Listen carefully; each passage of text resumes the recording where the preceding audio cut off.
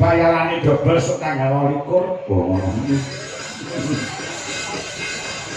Iki mau sadurunge awake dhewe metu ana tari-tariane iki mau jenenge apa?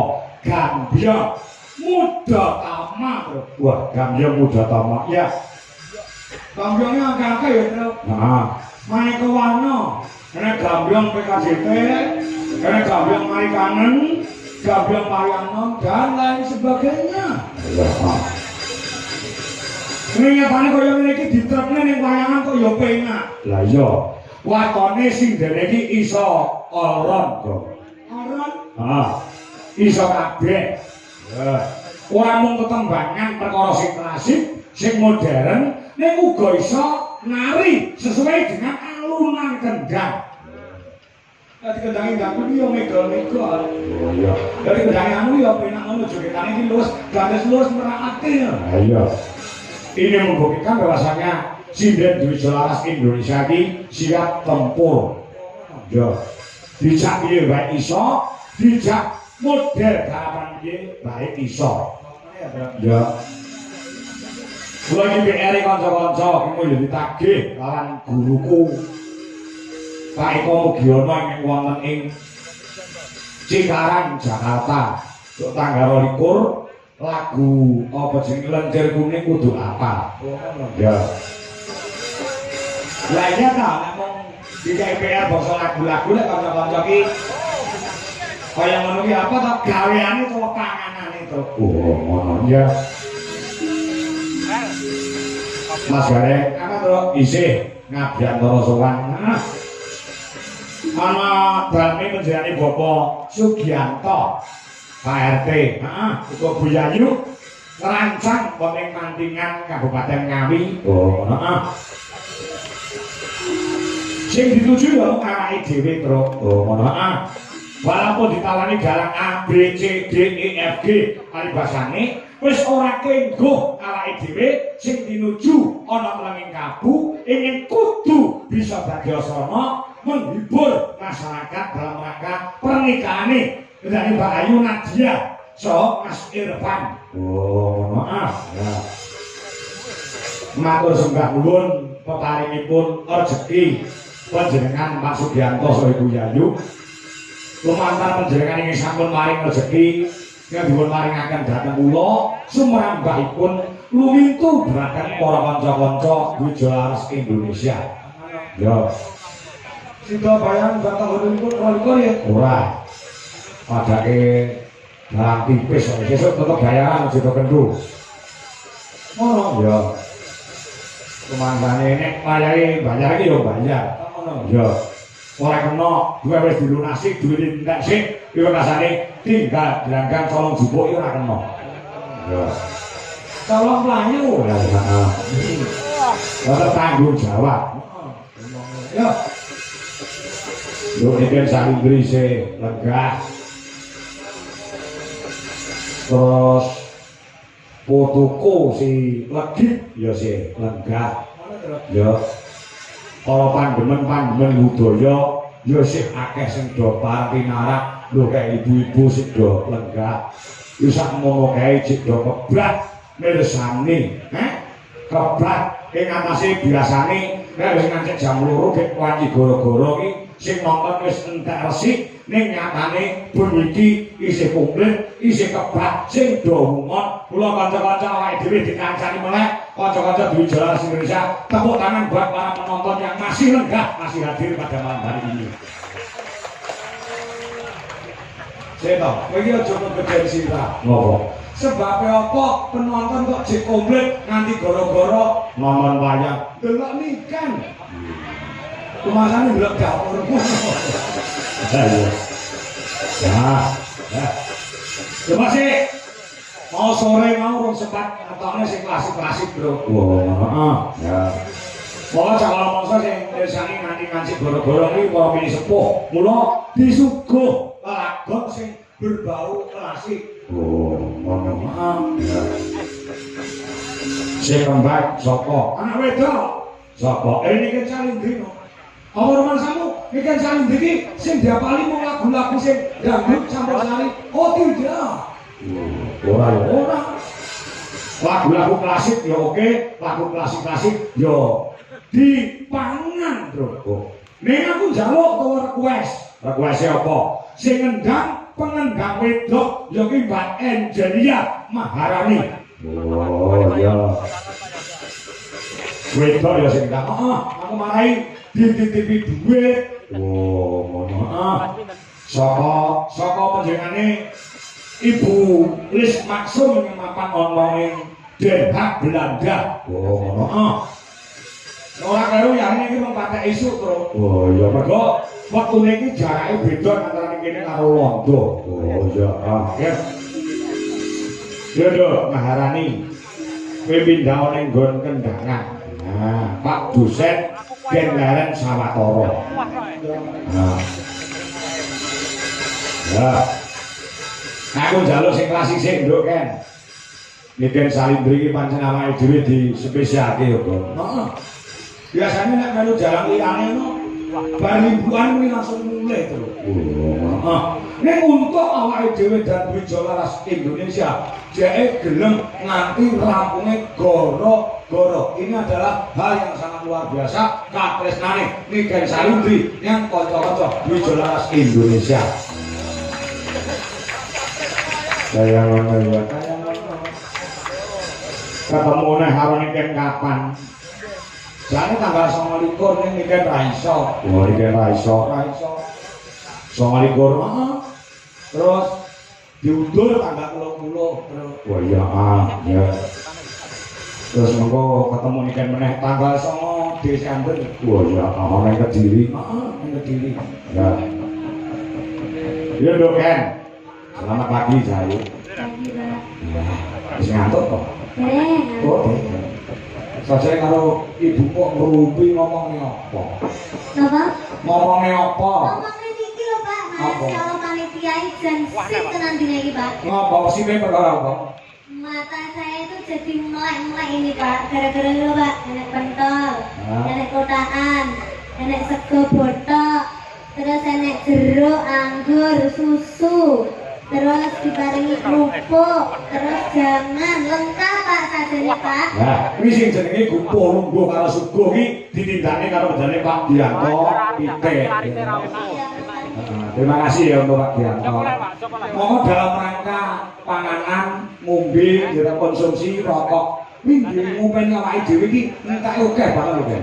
Nggih, leres. Monggo nalika jaman ngejo Bapak, kuwi ora diperhitungkan. Lah, sakupamane sesuk bar wayangan aku ditimbali karo Pak Dianto, Mas Kangko, iki ganti wayangane rampung, nuwun sewu nggo hitung-hitungan malih. Niki nggih rokoke kanca sampeyan sing cacah wonten 50 sementen, nggih wedang sementen, mangan sementen, jajan sementen, nuwun sewu duwite panjenengan kula suda sementen, nggih konsumsi. Ngono iki lek tegel ora apa lho kan ngono kuwi.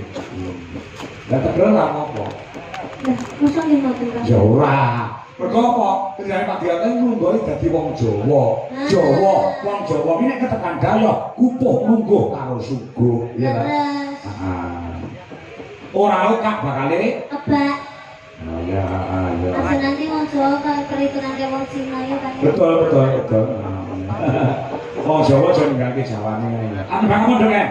Apa, Pak? Anu bang apa?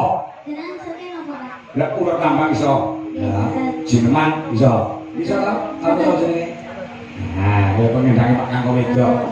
Nggih. Nah, iki menjane Pak Dalang Simon. Nggih. Sragen. Kene ngono Pak Simon kok. Kula. Lho, Pak karo Pak Simon. Pak Simon iki. Kowe tak apusi lho. Pak Simon. Oh, jenengan to, Pak. Nggih, Pak. Nah, Pak Simon kuwi dalang ning Sragen, kowe tak apusi sing dalang aku, Nduk, jebule sing dalang Pak Simon. Ono ta?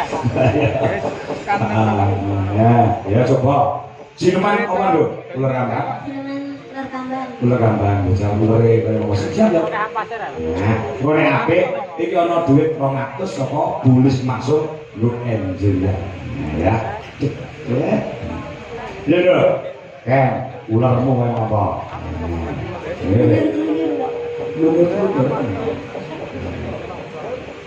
Nano, nah, ya.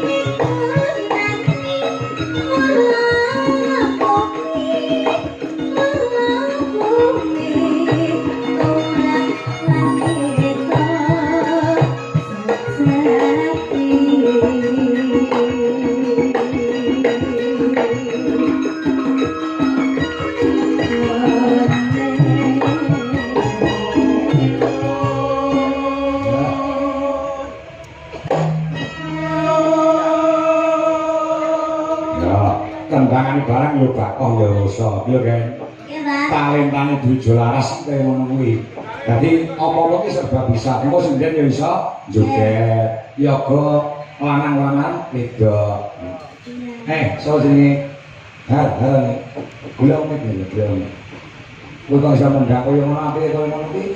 Tanganmu kuwi mok susuk kaya piye? Mboten nggih. Ora panas to mok kendang. Mboten. Bapak nek nek kendang simen itu panas.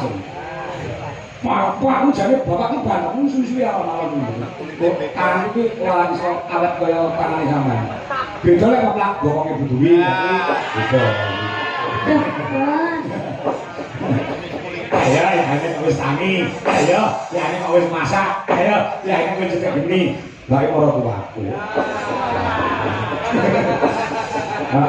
Mulai ngendang wis umur piro, Nduk? Ono. Anu haran. Kelas 3 SD, Pak. Kelas 3 SD pun ngendang. Ayo. Ayo no. Aja ngopi kok. Golek nek ayo. Piye pendapatmu tentang pengendang wedok siji iki? Iya, ayo. Luar biasa, Mas. Luar biasa nih, berarti apa? Nggih biasa di luar. Tegesane kok teng jaba niku sinau kendang niku wau ngoten. Awak dhewe selaku dadi wong tuwek-tuwek marep ya, Pak ya. Marep no kan tundungane. Tundungane piye?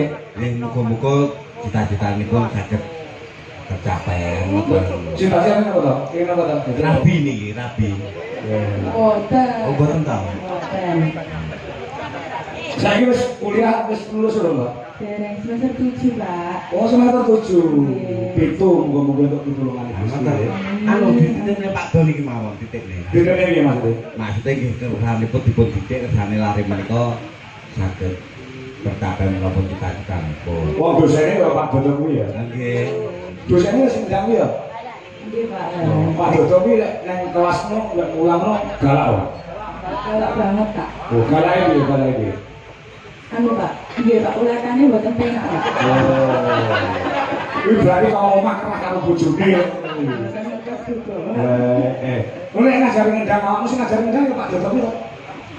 Nggih, Pak. Boleh ngajari ngendang kok mburi kok ngarep. Jel. Nek ngajari ngendang kok mburimu kok pengarepmu. Inggil, Pak. Ditakoni tenang kok. Pak Dodo kan saged bolak-balik. Saged bolak-balik berarti kok ngarepmu. Oh, Pak Dodo ki bolak-balik gelem lho bae. Maksudnya kendange niki. Lah iya kendange. Lah nggih. Lah iya, lha rumah kamu apa? Nggih, boten. Lho, boten piye lho aku ngomongnya kendang kok mau. Sing pikirane kotor ki awakmu kuwi aku ngomong kendang lho. Nggih, Pak. Ampun. Heeh. Kerasan yo melu dijelasin Indonesia. Nggih, Pak. Alhamdulillah. Sama bareng bis Amor Yoko mau bareng Heis Amor Hidayah. Bareng bis, Pak. Bareng bis. Kok ora bareng Heis napa? Heis iki gone wong wedok-wedok, lha malah bareng ngene kok lanang-lanang. Ditutak niku, Mbak niku lho, Pak. Oh, ditutak. Oh, lek ngono ki lek segaman ora aki sinden kalah saingan yo ngono kuwi modele. Iya. Saya Pak Yan nggih. Saya Sampai tak omong ya. Ada saipe. Saipe iki kok. Saipe rape. Wah. Ayo balik ayo kan. Jangan apa-apa. Saliyane ngendang sing mau kuasai apa? Har. Saliyane ngendang. Liyane bonang. Dalang sak boten. Dalang salah. Dereng Mbak, dereng belajar. Suluk-sulukno ra iso. Boten Mbak. Terus sekali-kali kita mau sulukmu. Jadi iso kabeh dipelajari kabeh model mau kita Pak. Ya, ya, ya kok. Ya deh. Jombi ya guyu memang jombi ya. Gen pacare jombi iki lho sing bener ya. Gen. Masa depan. Heeh. Kok rumah sampe mbak tumpe kabeh krune DLI dipacari ae. Ah iya, oke, jombi. Mana ya? Lo ini kan bener lah. Boleh nih, Sauri. Dari bisu. Ah, Boten dik gosip. oh sih. Wis tenangnya karo Adi tok. Jadi abdi, jadi kowe iki turane compenge jarene ngono. Iya. Orang-orang kaya dia apa-apa. Air. Meskipun kamu tidak bersamaku, kamu memilih bersamanya. Terima kasih kamu sudah pernah di atasku.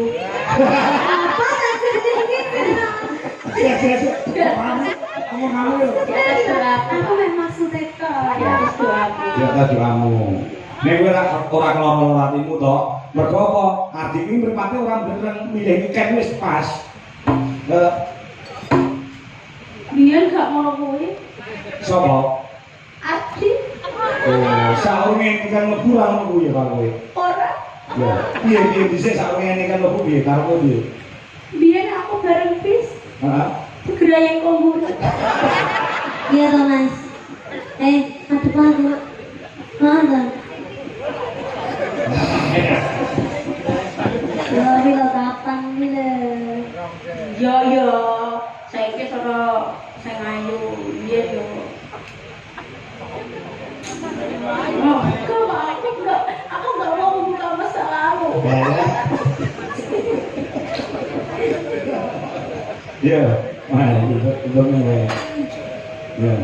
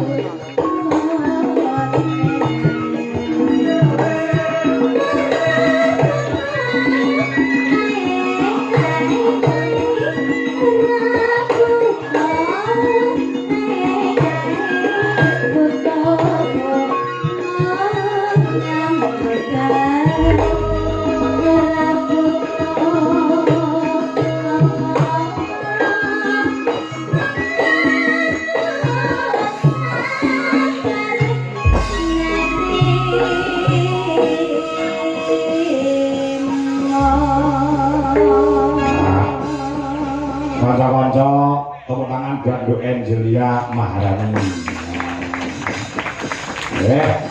Aneh-aneh ya dong kanca-kancane awake dhewe. Aneh-aneh. Kok ndelalah ya, Bro? Ndelalah piye? Awake dhewe dhisik iki yo duwe pembunan penerus wedok yo duwe dhisik. Oh, heeh. Terus gua saking nanti parani ganti Angelia. Wah, iya. Heeh. Kowe isi Surakarta ki ora bakal kelangan sumber-sumber kalau bibit-bibit unggul. Oh, Ayo gede, do lejit. Wah, lagi. Nah.